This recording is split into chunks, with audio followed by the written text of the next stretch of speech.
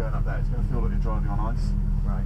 Once you're in those tracks, you can almost do anything with the car. You can stop quickly, you can accelerate quickly, you can turn. If you're out of them, the back is all going to be all over the place.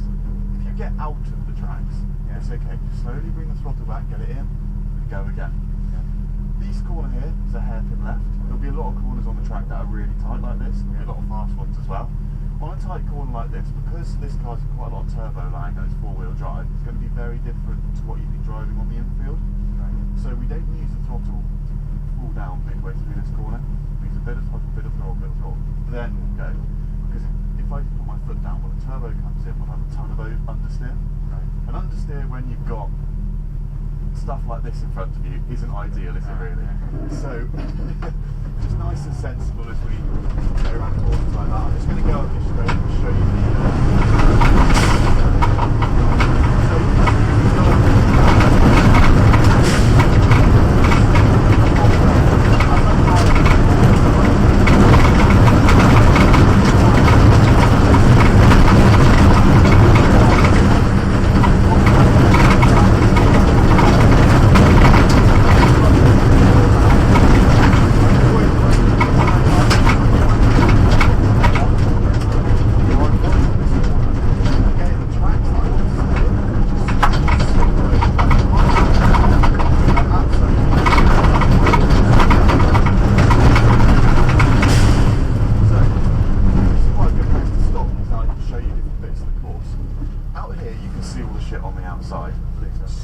so many people come out of that hairpin there, get a bit of a tank staffer, and they'll end up over here and all fishtaily over there, then they'll be up over the top there.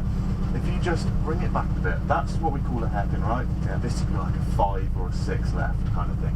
So you'll nearly be flat through this whole corner. So you've got to make sure you're in these two tracks. It's really easy to see from here, but when you're going around at speed, all the adrenaline's going, you'll be like, wow, like this. So just stick to these two tracks. Another thing to know is you can see right up to the next corner, can't you? You see that right up there. You should always be referencing that, always looking ahead. If I'm not looking ahead, I tend to soar at the wheel, and it kind of brings the speed down and makes the car a bit unpredictable. So always look ahead. You can reference back to the bonnet and like look down. Always make sure you can see ahead. It's quite a good point here because you can see how far ahead you can see. I'll just drive up to the top and I'll show you the different stuff.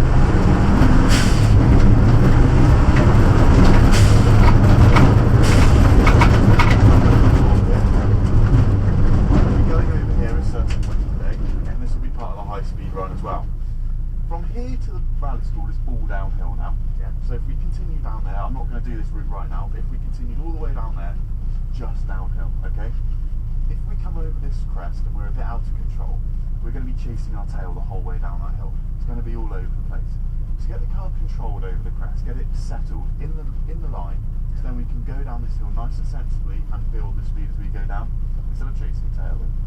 Just going to be uncomfortable for whoever's sat next to you. So this is quite a good example here of the best line to stay on.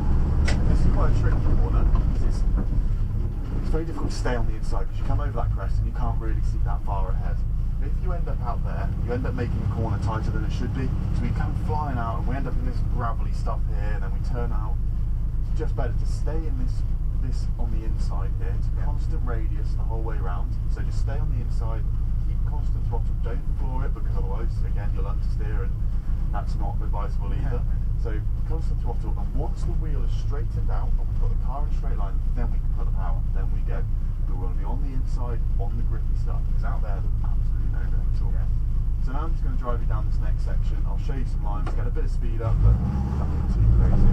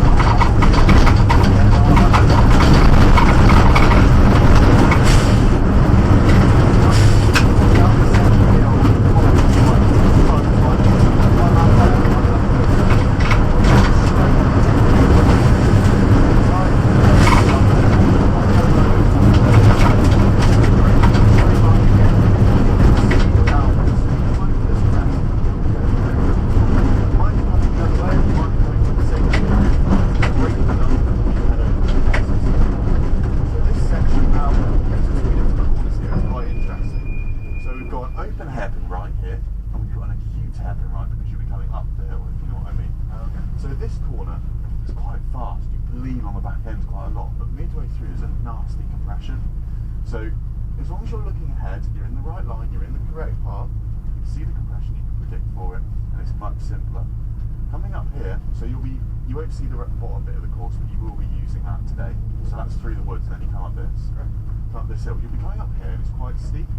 You won't see this happen, right? So make sure you get the speed off, because the amount of times you see people go flying over the top and they end up over there. And as we're coming around this corner, again, you have quite a lot of lock on. So make sure you get the lock off as you come out the corner, and then get the power on. Because if you put the power on straight away, you'll snap oversteer, and you're heading straight for that bank over there, which isn't advisable. But if you do, it's not the end of the world. But you know, and that's the course. So there's lots of different variations we use for testing it. One other thing to say is, come out with the correct cars, you try this car, vice versa. Just they're two very different cars. Don't expect to drive them the same way. Come out one of them, you go, oh God, what am I doing? Yeah, so that's a course, and next time you'll be in this car, you'll be driving it. So.